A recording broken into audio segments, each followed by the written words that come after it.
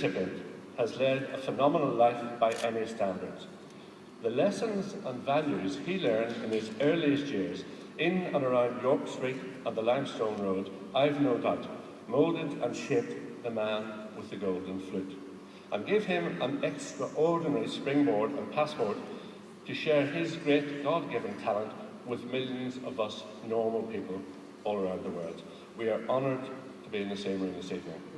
Ladies and gentlemen, please now be upstanding for this year's Ulster-Tapler Lifetime Achieve Award winner, Sir James Galway.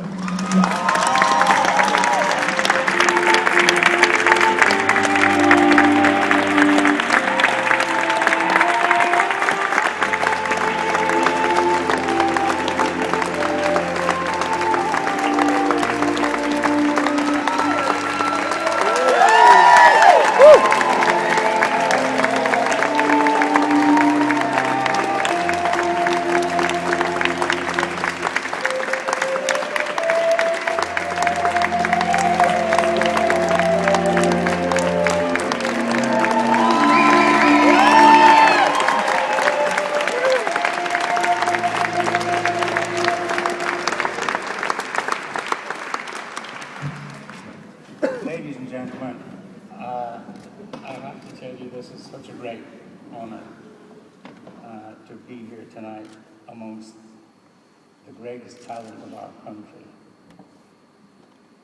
It's really very special. I'm sort of lost for words here. I don't know whether I should sing a song or tell a joke.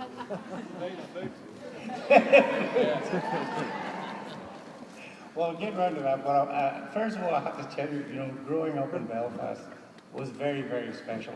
We had a sort of, how can I say, we had good manners and good, healthy upbringing from our parents. We had it belted into us regularly.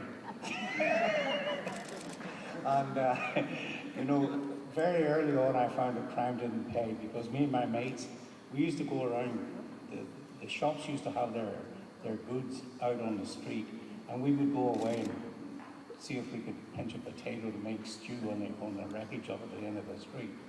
And of course, they'd catch us on and give us a good hiding. And then we come home and get another hiding from our dad, So we learned very early on crime definitely doesn't pay. From there, I took up the flute, joined the flute band, and as a matter of fact, our flute band was very special because one day we had a call from a guy called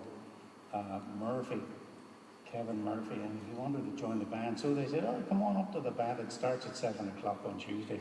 So Tuesday, 7 o'clock, in walked this priest into the band.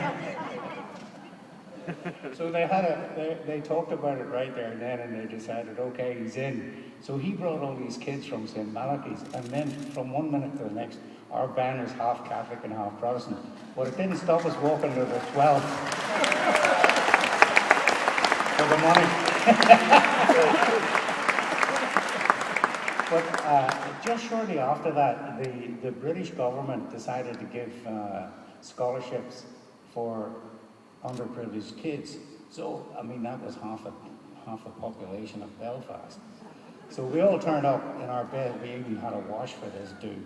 And we all turned up there ready to play our piece. And I got a 3-year scholarship to the Royal College, which was then prolonged for another year to the Guildhall. And after that, I went to the Paris Conservatoire.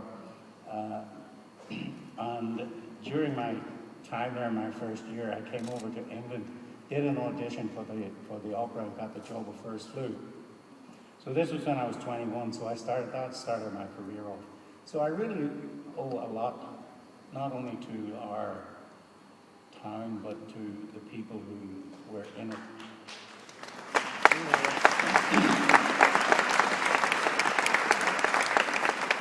To my teachers in the flute band, and also to Billy Dunwoody, who was a very big mover in the flute band world and taught all these kids.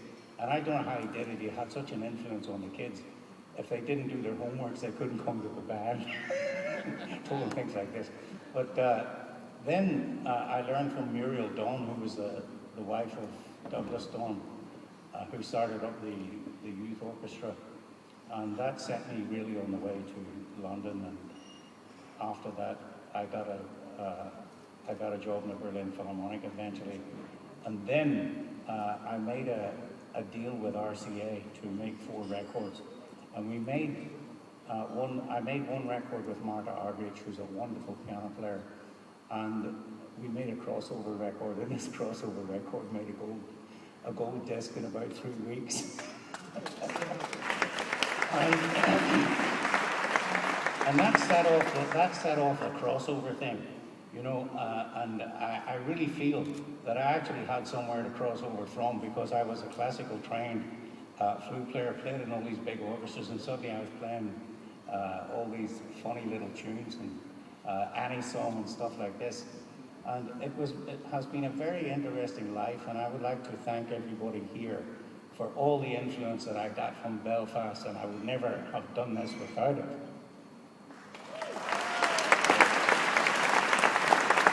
Well, as you can see, I'm not much of a speech maker, but I'm going to play you something on the tin whistle.